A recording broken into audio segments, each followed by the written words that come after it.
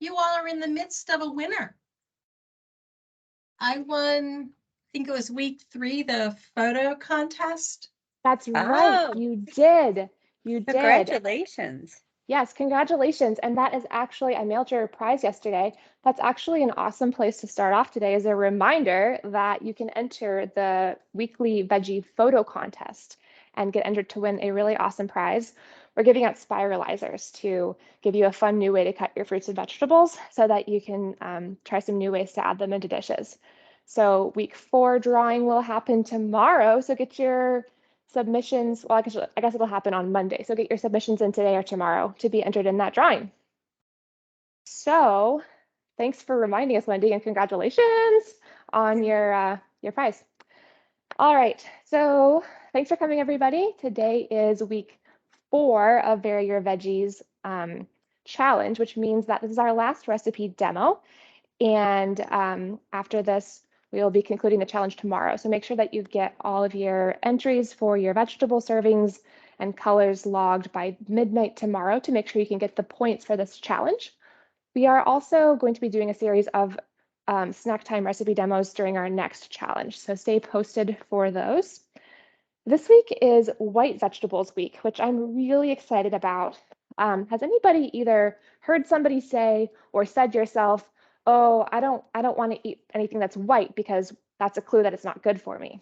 Anybody heard that before? Yes. I've heard that a lot of times. Beige foods you want to stay away from.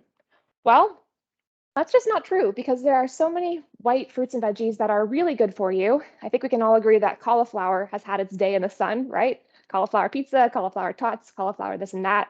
So that's a great example of something that's white that's very nutrient dense.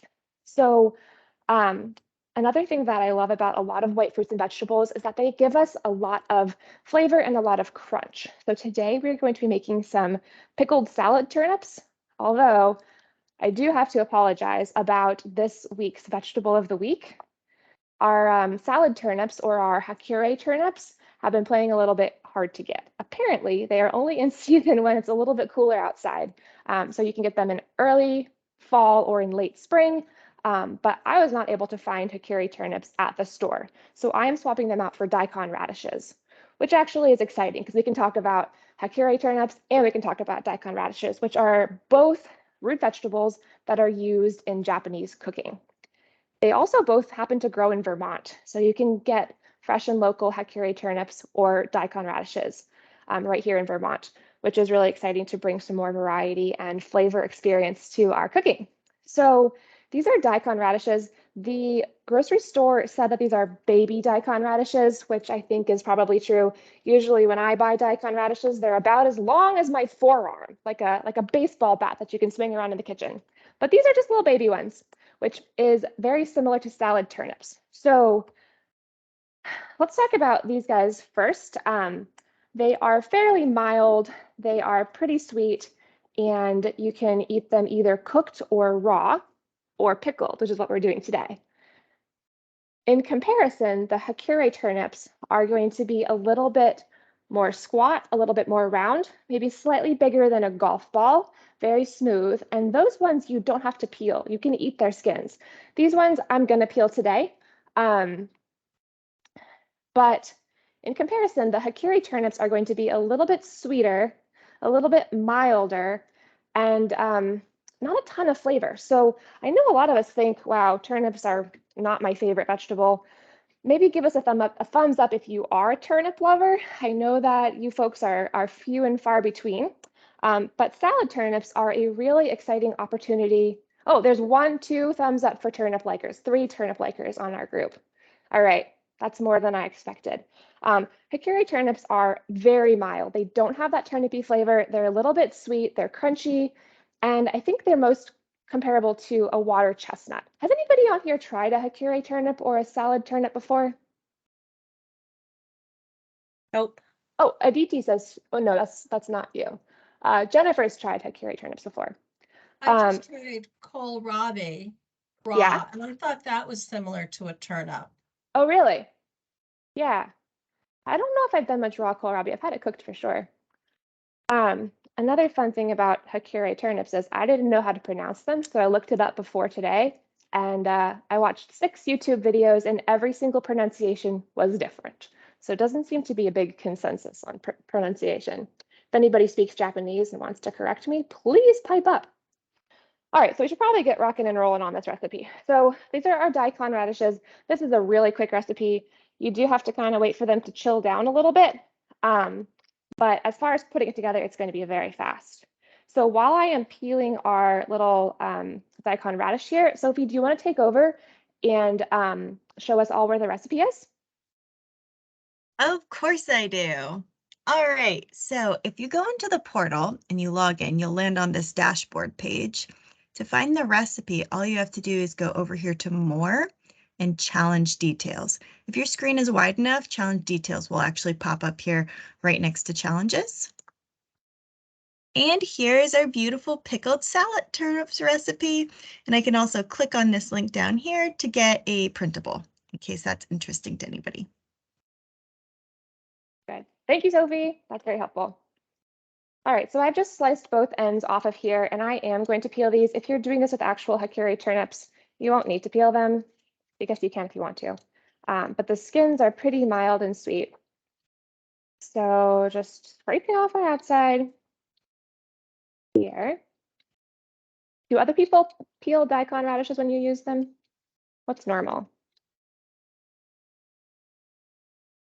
Anybody here like Daikons? Jennifer peels, Maureen peels, Sophie peels. Okay, that's good, just making sure. So now I'm going to slice these guys lengthwise. And this is going to be pretty similar to what you'll do with the actual turnips too. So for these, I'm going to put them with the flat side down. I'm going to do 2 at a time. And I'm going to cut them into little half moons all the way down. So I'm going to put them flat so that they don't go rocking and rolling all over. And the tip of my knife is going to stay down the whole time so that I can get these really small, thin slices of this little radish here. Just going all the way down, keeping my left hand fingers curled so that they don't get in the way of the knife. Wouldn't it be awful if I cut myself on live Teams? I shouldn't say that. All right, so getting to the end here, get my fingers out of the way. So now I've got these little half moons. I tried to get them as much the same width as I could. If you have a mandolin, you can totally use that too. They're a little bit see-through, and if you want, you can just stop right here. They're sweet, they're crunchy. They have a similar texture to a water chestnut. They're slightly more spicy than a Hakurei turnip or a water chestnut, but not nearly as spicy as a radish, like a red radish that we're used to. Not even close.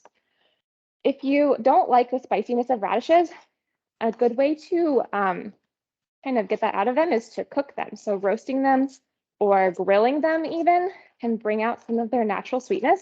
It really does taste like a different vegetable. Has anybody on here ever roasted or grilled radishes and had them come out nice and sweet?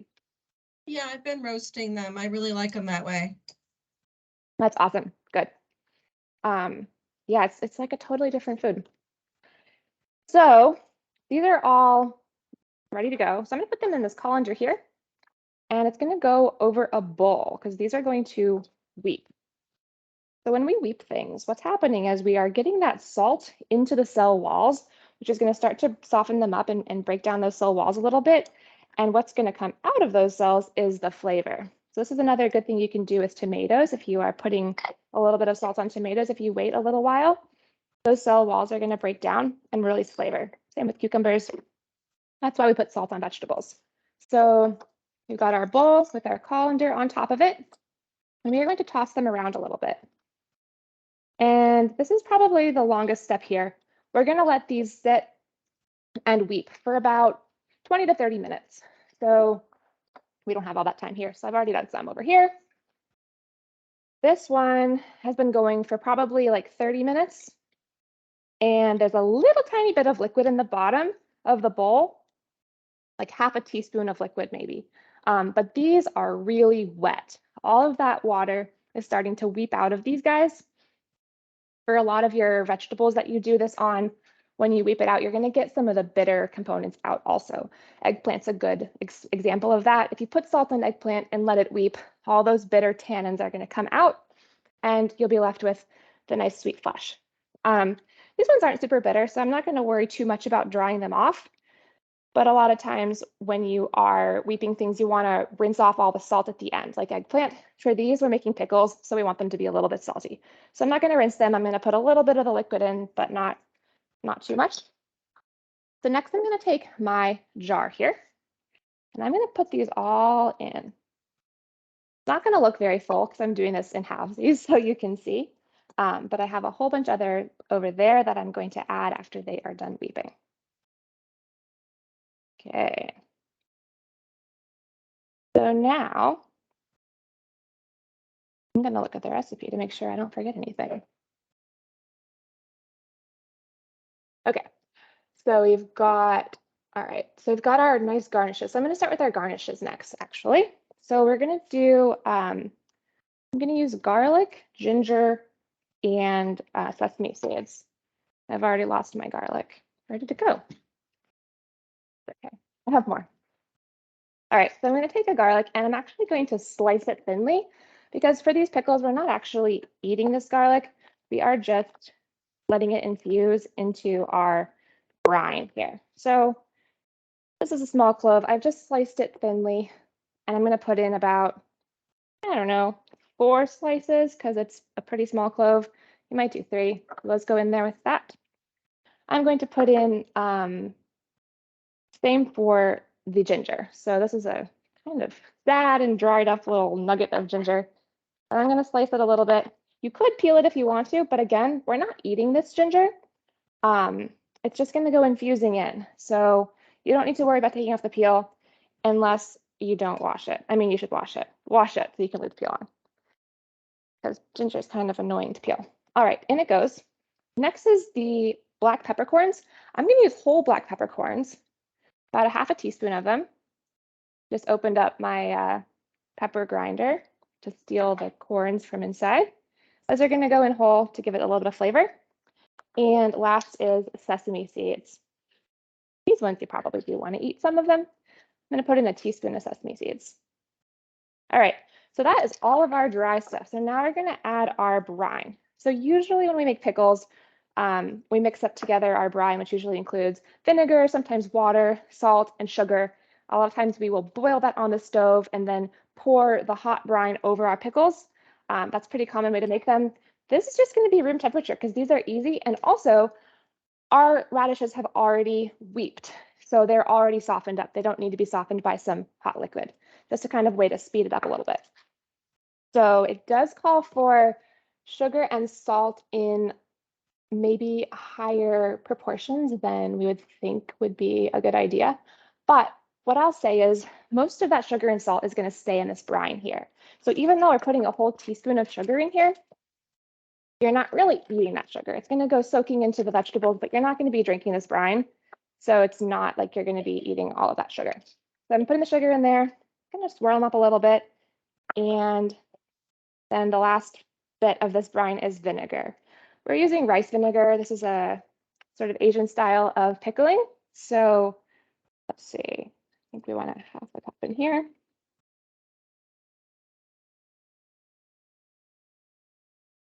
Half a cup is 8 tablespoons, in case anybody's wondering. And this is going to be, swimming around because most of my turnips are over there weeping away. So I'm just going to pour that on. Give it a shake.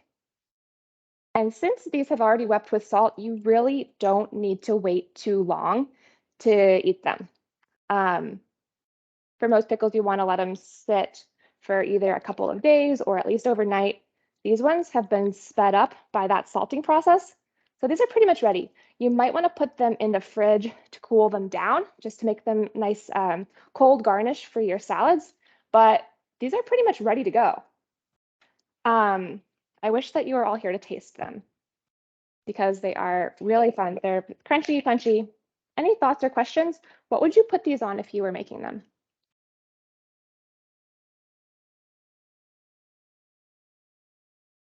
Oh, people are typing. Very cool. Poke bowls, yay! Awesome. So if anybody makes these, please let me know what you think. I'm so curious. They're They're a little funky, but as a tiny little garnish, they are so good. They bring so much flavor to our bowls, sandwiches, salads.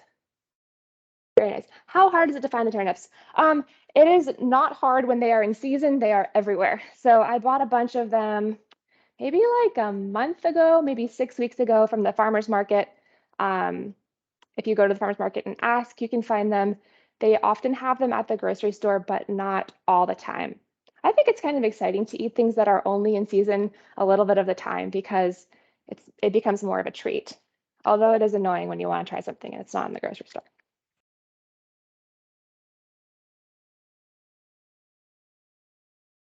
Any other questions or thoughts? Okay, well, don't forget to get your pictures in for the photo contest for this week. And we'll see you soon. Jacqueline, yes, we did share the recipe. It's on the portal under the challenge details page on the Be Well portal. Thank you. All right, thanks everybody. Thanks for participating in the challenge, and we'll see you for the next challenge. Thank you.